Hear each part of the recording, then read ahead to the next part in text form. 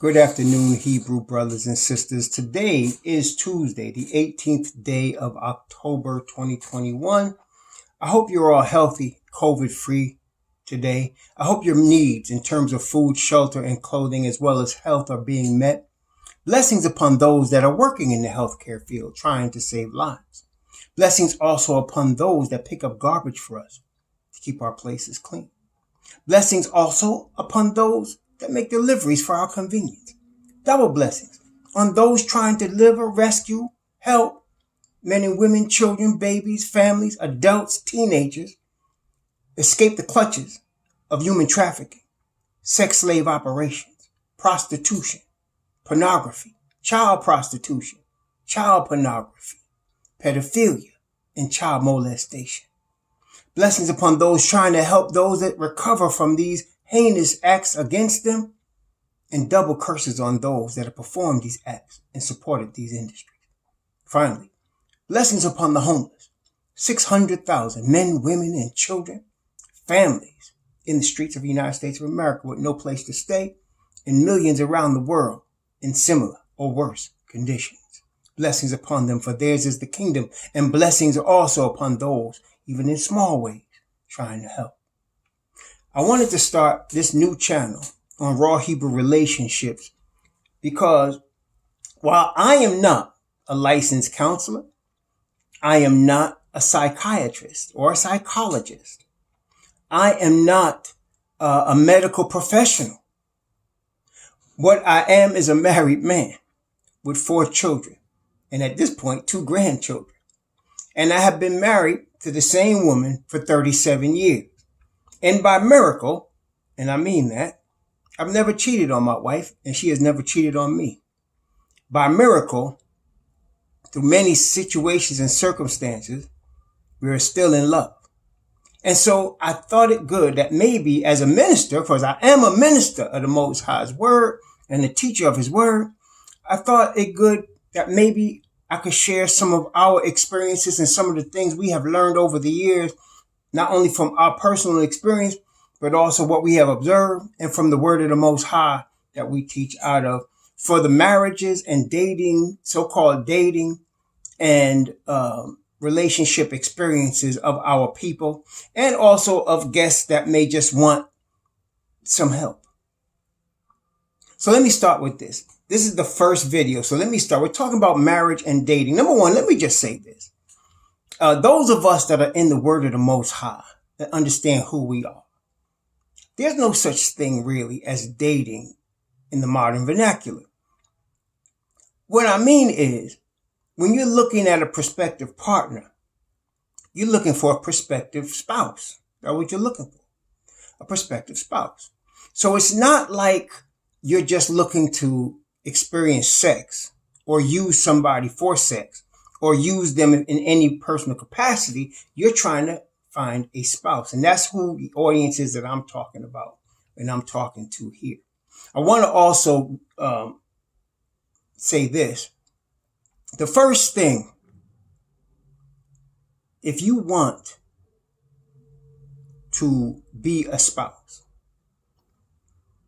the first thing you must do, and it's probably the scariest step, is you must pray to your Father in heaven and ask him a couple of things for yourself.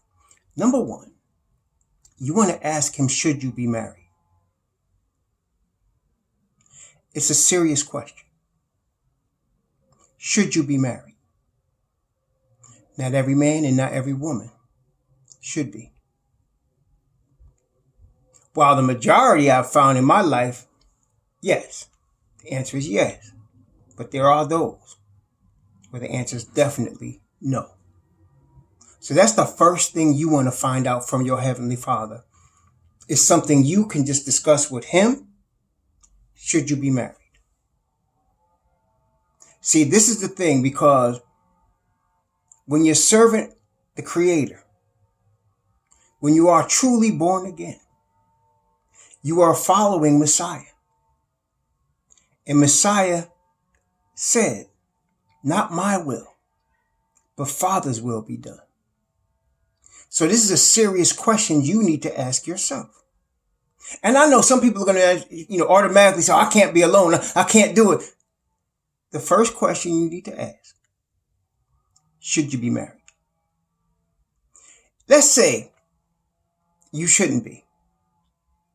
If the Father in heaven, your creator, the one who can give you an eternal power of his spirit of righteousness, believes you should not be married, he will give you power to not be married and be a blessing on this earth as an unmarried person.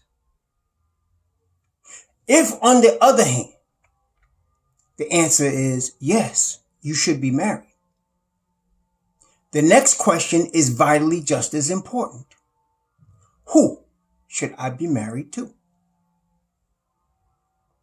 I remember when I prayed this prayer, I was 21 or 22 years old. I think I was 22 years old when I prayed this prayer, either 21, 22.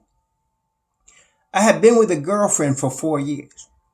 We had lived together most of that time, on and off. I met her in college.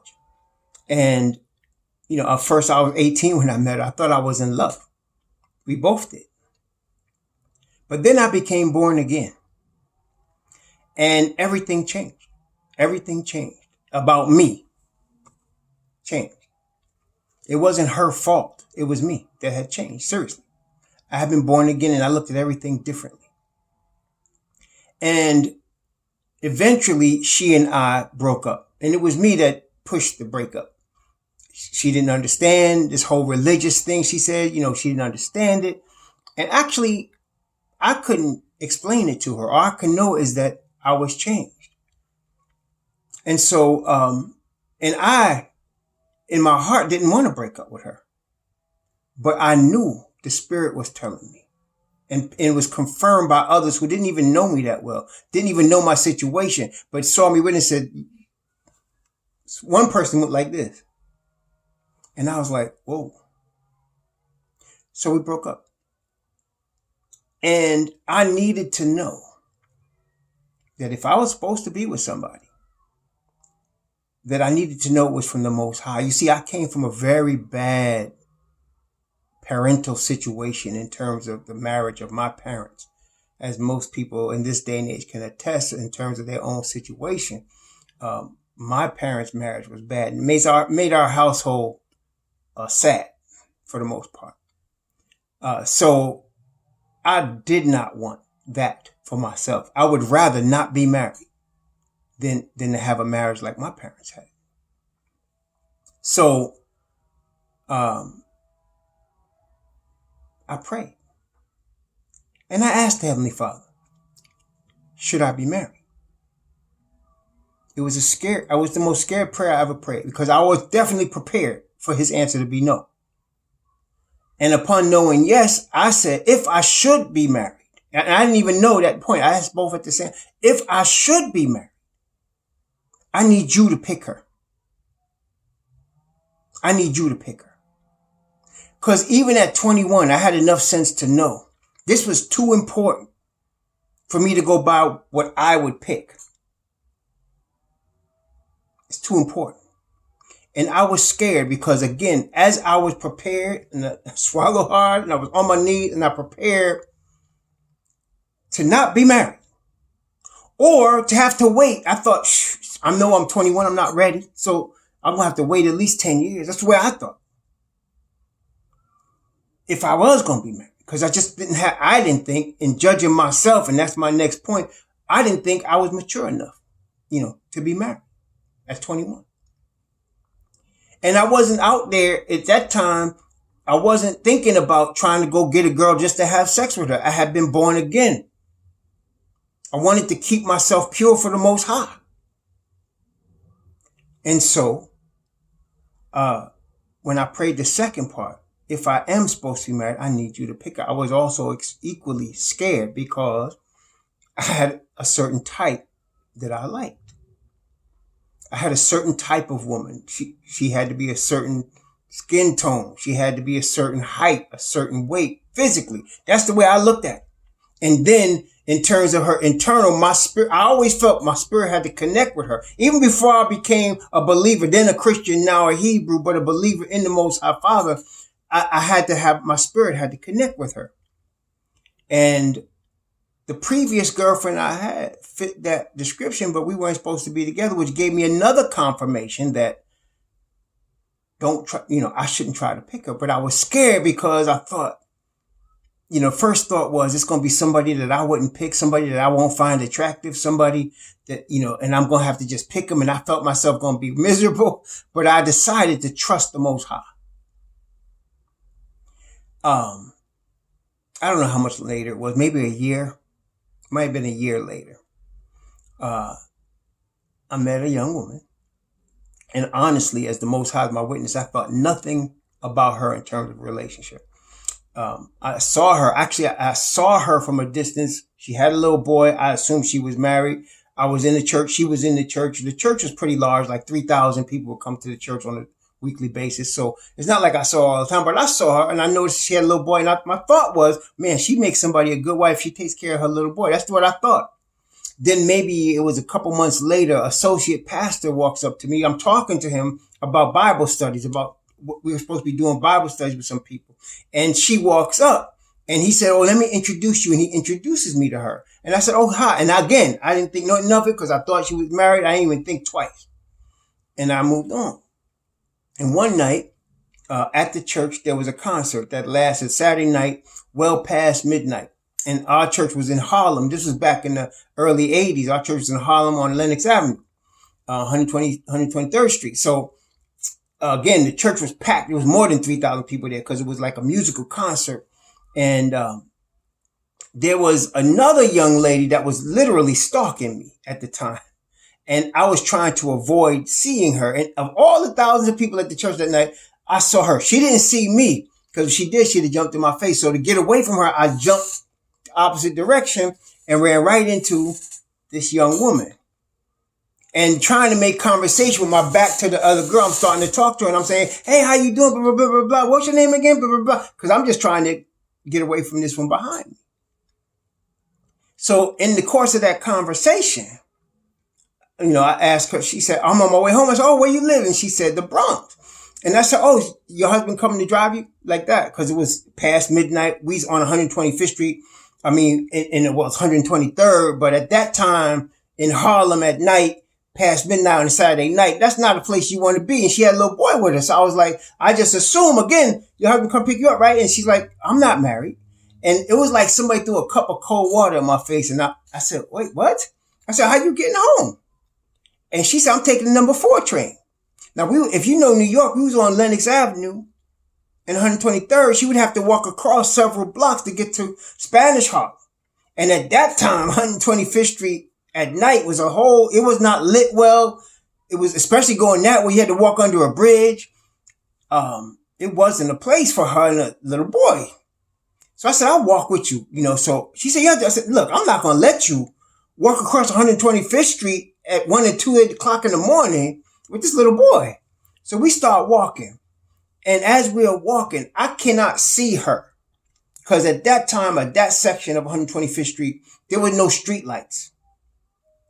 I can't see her. I know she's next to me. I can see her shadow and the little boy's in between us and we walking. And the Spirit said to me, this is her. I couldn't believe it. He would have to later confirm this on multiple occasions. But he said, this is her. And I got excited. She would later say to me, you started talking really fast at that point. Because we was talking about the word all the way across. We was talking about the word.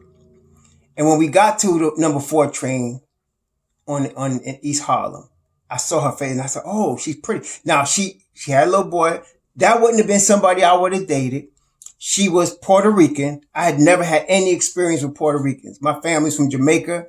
All the people I ever dated was black women. I had never, and I didn't even think thought that it could be, a Caucasian woman because I had never dated a Caucasian woman. And I was prepared if the Most High wanted me to date one. I was kind of scared of that.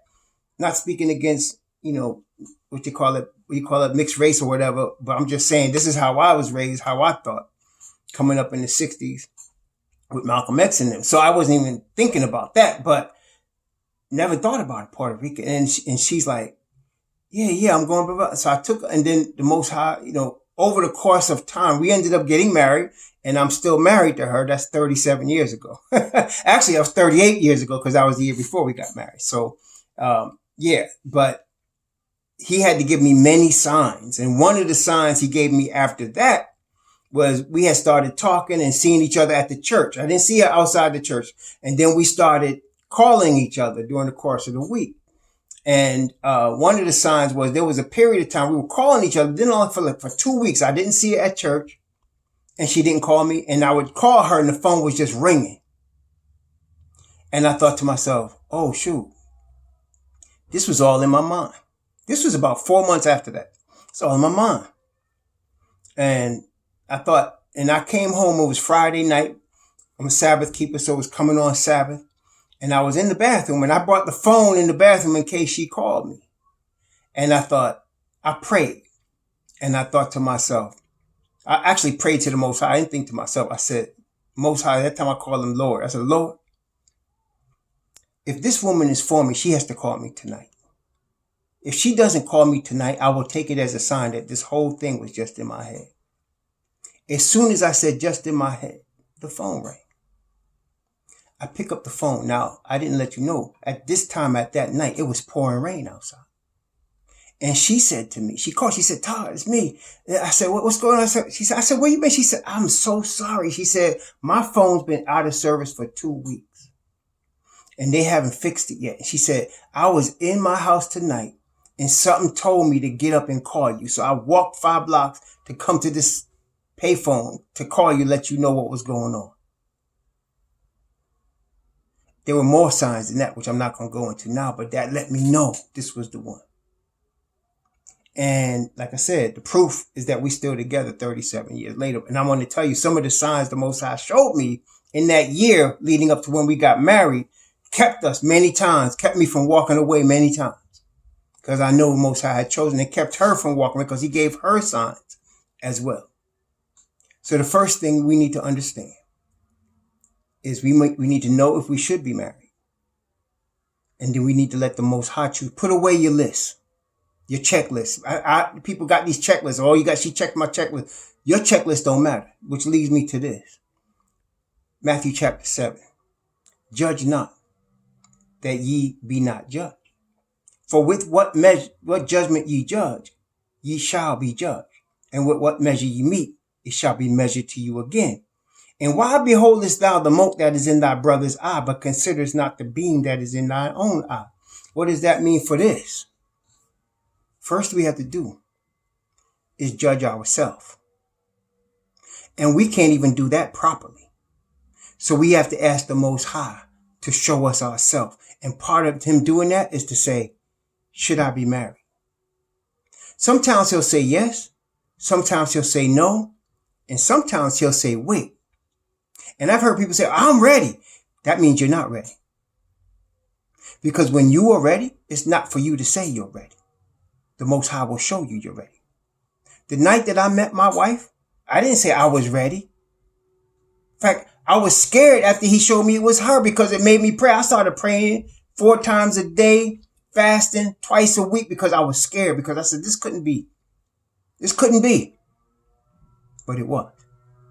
Okay, it was. So I'm saying to you, you need to judge yourself properly and you need the Most High Spirit to guide you in that because most of us don't even know ourselves right. He knows us. We don't know ourselves right. And we think we know ourselves and we go out making mistakes. Multiple marriages, multiple relationships, multiple broken situations. We're going to talk more about that in the next video. But first thing, should you be married? Second thing, who should it be? Because if you should, and if there's a person, Yah's going to pick her, not you. And it's not going to be who you thought. It's not going to be. 100% I can guarantee that. It's not going to be who you thought. It's going to be somebody you wouldn't have picked. But somebody that he knows that he will get glory from your union. And you will be the most happiest with. We'll talk about more of that the next video, but this was the first one. So please be careful out there. Pray to your Father about your spouse and let him choose for you. I know it's hard because we're not used to really, when it comes to these things, trusting the Most High. But this is one of the things that proves whether or not you're real with him. Shalom.